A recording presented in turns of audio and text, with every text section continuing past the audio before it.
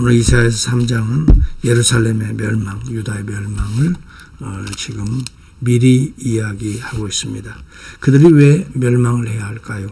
여기 본문에 보면은 하나님을 의뢰하기보다 사실은 인간을 의지했습니다. 인간을 의뢰하고 또 군사력을 의지했습니다. 2절에도 보면 용사와 전사와 재판관, 선지자, 그 다음에 사신 우상들을 섬겼습니다. 복술자와 여기 점치는 자들, 또 술수를 베푸는 자들, 그 다음에 군사들을 의지했습니다. 군사력과 또 이 사술들, 우상들과 이렇게 의지하는 것은 자기들이 이 세상에서 잘 먹고 잘 살기 위한 것입니다. 여러분, 하나님을 영화롭게 하기 위해서 우리를 하나님이 창조하신 것이지, 우리가 우리 자신을 영화롭게 하고 우리 자신의 성공을 위해서 우리가 이 땅에 존재하는 건 아닙니다. 사람의 근본적인 목적이 무엇인지를 모르기 때문에 하나님을 배제하게 되는 것이고, 또 자기 스스로 권력을 의지해서 자기의 지혜를 의지해서 살아보려고 하는 어리석은 인간들의 모습이 보여지고 있습니다. 여기 본문에 또 보면은 그 사회가 얼마나 타락했는가 보여지고 있는 것입니다. 백성이 서로 학대하며, 5절에 보면 이웃을 잔해하며, 이웃이 없어졌습니다. 백성들이 서로 학대합니다. 그리고 아이가 노인에게, 비천한 자가 존귀한 자에게 교만하게 행한다. 예의가 없습니다. 여러분, 우리가 존재하는 것은 항상 우리들의 부모님들이 우리를 잘 양육해 주셨고, 또 사회의 어른들이 사회를 잘 인도해 주시고, 또 우리를 위해서 여러 가지 어려운 난관들을 잘 헤쳐 주셨기 때문에 오늘 우리가 있는 것인데, 이러한 것을 은혜로 알지 못하고 학대하고, 또 오히려 정말 비웃고 또 비천하게 행동하는 이런 모습들을 보여주고 있어요. 그리고 하나님께서 이러한 사회를 완전히 이제는 멸망시키실 것을 예언하고 있는 것입니다. 아무나 세워서 어린아이들, 젊은이들을 세워서 통치자로 삼으려고 하는 그런 모습도 있습니다. 젊은이들은 또한 경험이 부족하고 열악한 이 여러 가지 여건으로 인하여 그들은 통치자의 정말 자격이나 또 통치자의 어떤 그런 지혜가 없기 때문에, 모자라기 때문에 스스로 또 자기들이 백성의 통치자로 삼지 말아달라고 7절에 말합니다. 왜냐하면 기존에 그러한 모든 기득권자들이 너무 부패하고 썩어버렸기 때문에 젊은이들을 세우는데, 젊은이들이 경험이 부족하고 연륜이 작기 때문에 자기들이 또 백성을 통치하기에는 너무나 다시 말하면 미숙하기 때문에 어른들이 이 옷을 입고 통치자로 이제 등극을 하라고 하는데도 이 의복은 나에게 맞지도 않는다 하면서 벗어버리고 이런 모습들을 보여주고 있는 것입니다. 여러분, 그리고 또한 여기 9절 이하에 보면 소돔과 고모라와 같은 음란한 도시가 되어버리고 말합니다. 여기 16절 24절에도 그런 내용이 나오죠. 시온의 딸들이 교만하여 느린 목 정을 통하는 눈으로 다니며 아기작거리며 걸으며 발로는 쟁쟁한 소리를 낸다. 그리고 저들의 부끄러운 모습이 정수리에 나타나고 그 다음에 하체를 하나님이 드러내실 것이다. 그들이 얼마나 자기들을 치장했는가를 여기 18절 이하에 쭉 보면 나타납니다. 결국은 그렇게 자기를 치장하고 젊은이들을 미혹하고 음란한 행위를 하던 그들은 썩은 냄새가 향기를 바라고 있다. 향기를 대신하고 있다. 24절에 그런 내용이 나오지 한번 보시겠습니다. 그때 썩은 냄새가 향기를 대신하고, 노끈이 띠를 대신하고, 대머리가 숱한 머리털을 대신하고, 굵은 베옷이 화려한 옷을 대신하고, 수치스러운 흔적이 아름다운 것을 대신할 것이며. 여러분, 향기로운 인생의 삶이 썩은 냄새로, 악취로 그렇게 변질된 모습을 보여줍니다. 아름다운 옷이 굵은 베옷, 슬플 때나 입는 모든 것이 죽었을 때에 그 다음에 상을 당할 때에 입는 옷을 입고 수치스러운 옷을 입고 그런 흔적들이 아름다움을 대신할 것이다 이렇게 말합니다. 참 이스라엘은 이렇게 실패할 것을 이사야서는 미리 이야기해 주고 있는 거예요. 이 이야기는 무슨 이야기입니까? 돌아오라라는 계속해서 이사야 선지자의 이 애통한 마음은 하나님의 애통한 마음이에요. 오늘 이 시대의 모습이나 별반 다름이 없는 것입니다. 이 시대의 모습도 우리가 한번 그대로 살펴보세요. 나라와 나라들마다 군사력을 의지하려고 합니다. 정말 평화가 깨져 있습니다. 냉전 시대의 모습들이 지금 있습니다. 미, 중국과는 보이지 않는 이 경제적인, 이 군사적인 전쟁의 어떤 위험 속에 항상 노출되어 있습니다. 여러분, 남북도 마찬가지입니다. 우리 민족도 항상 위험에 노출되어 있지 않습니까? 중동은 두말할 것도 없습니다. 여러분, 이런 이 온 세상의 형편을 보면 오늘 하나님을 배제한 인생들의 궁극적인 인류 문명에 가는 길을 우리가 보고 있지 않습니까? 이러한 가운데 하나님께서는 우리에게 말씀하시는 것은 돌아오라는 것입니다. 우리가 함께 여호와의 성산에 오르자는 것입니다. 이것은 하나님의 통치의 산에 오르는 것입니다. 오늘 이 시대에 여러분 교회는 교회대로 약해지고 있습니다.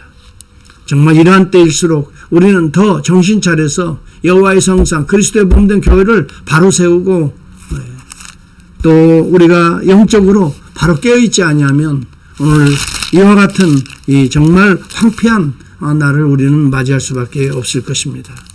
여러분, 그럼에도 불구하고 이사야서는 우리에게 복음을 암시해 주고 있습니다.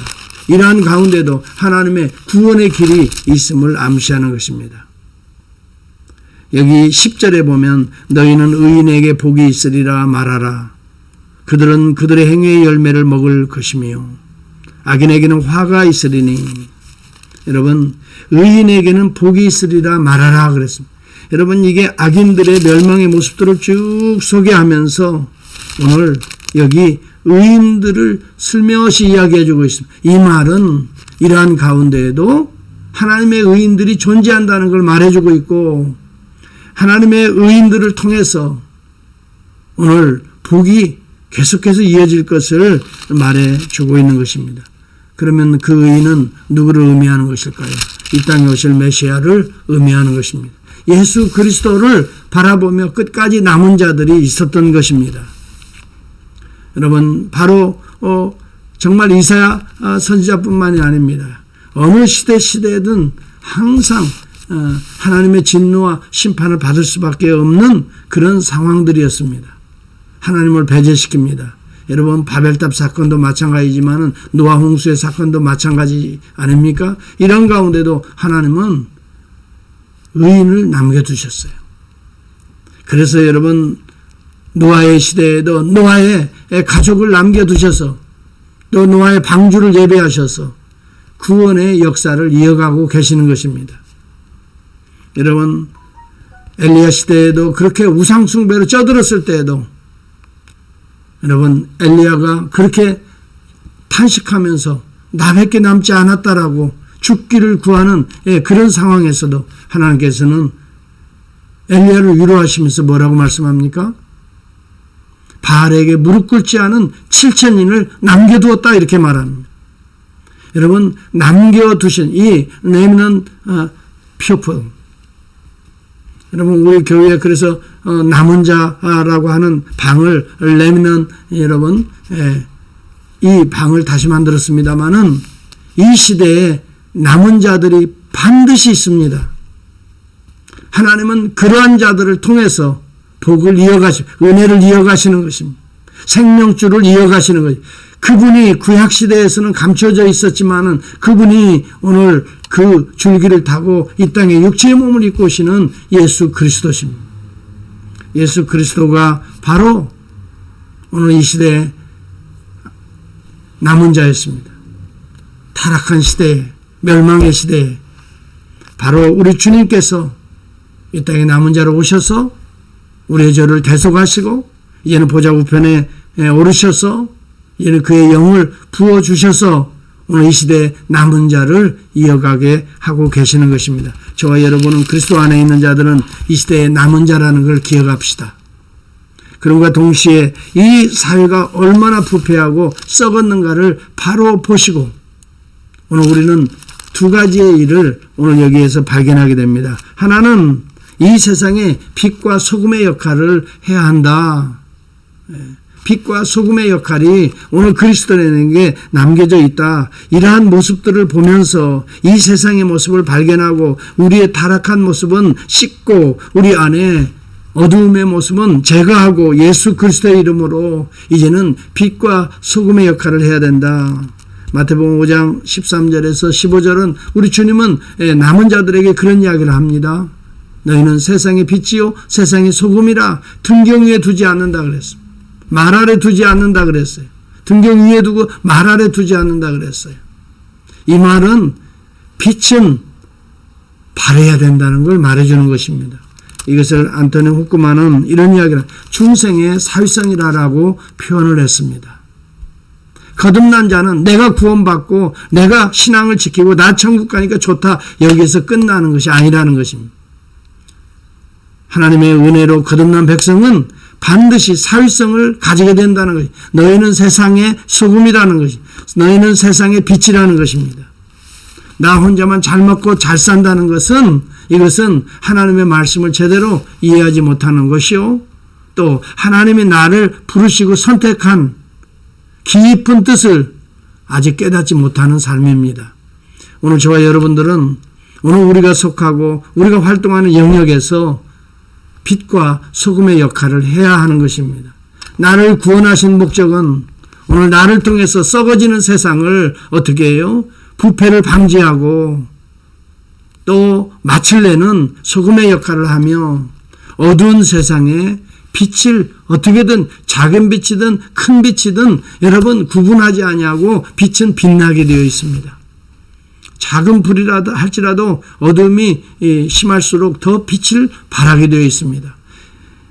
오늘 저와 여러분들이 이런 이 땅의 세상과 빛의 세상의 빛과 소금의 역할을 감당해야 될 뿐더러 오늘 저와 여러분들은 썩은 냄새가 아니라 그리스도의 향기를 바라는 삶을 헌신적인 삶을 살아야 되는 것입니다. 예수 그리스도의 향기라라고 우리는 고린도후서 2장 15절에 말씀하고 있습니다. 우리는 그리스도의 향기라라고 말했습니다. 여러분 향기는 가만히 있지 않습니다. 눈에 보이지는 않지만 은은한 향을 정말 그 있는 곳에서 은은한 향이 배어 있는 것입니다. 그래서 그를 만나게 될 때 향기를 느끼게 되는 것입니다. 여러분 그리스도의 향기라고 말할 때는 그리스도의 향은 어디서 났을까요? 예수 그리스도의 십자가에서 예수 그리스도의 향이 발하게 되었던 것입니다. 그래서 모략을 바르고 여러분 향품을 발랐던 것입니다. 여러분 예수 그리스도의 이 십자가는 우리의 구속의 향입니다. 사랑의 향입니다. 희생의 향입니다. 그러나 섬김의 향입니다. 최고의 향은 예수 그리스도의 십자가에서 우리에게 정말 구속하시는 거룩한 은혜입니다. 은혜의 향입니다. 오늘 저와 여러분이 이러한 향기를 이제는 바라는 삶을 살아야 된다 하는 말은 우리도 십자가를 지고 우리도 가는 곳 머무는 곳에 이 거룩한 삶으로 그리스도의 향을 발해야 된다. 여기에 새로운 생명의 능력이 나타나는 것입니다. 여기에 부활의 새 생명이 나타나는 것이고 오늘도 하늘로 오르는 이 땅에서 우리가 튕기는 자가 아니라 이제는 하늘로 올라 하나님의 놀라운 영광을 드러내는 삶이 되어질 것입니다. 저와 여러분에게 이러한 은혜가 임하는 한날의 삶이 시작될 수 있기를